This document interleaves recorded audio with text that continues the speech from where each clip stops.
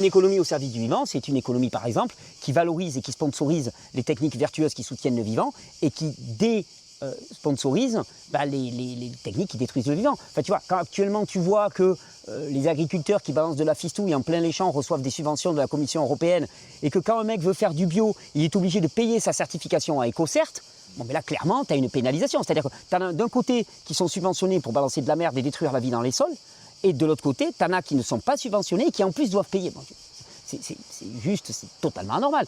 À l'inverse, ceux qui ont des pratiques vertueuses pour le sol devraient être encouragés, soutenus, y compris financièrement, et ceux qui détruisent les sols devraient être lourdement pénalisés. Parce que les conséquences de ce qu'ils sont en train de faire, on va les payer pendant des générations.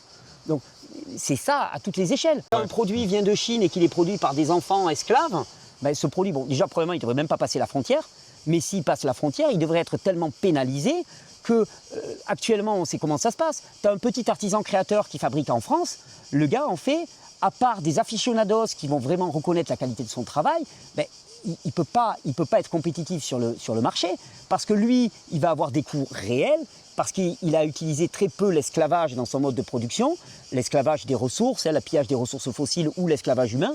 Et donc, automatiquement, son ouvrier, il aura payé un prix normal.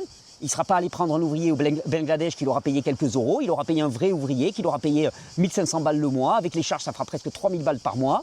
Bon, ben voilà, donc il doit le répercuter. Et donc, notre grille d'évaluation est complètement faussée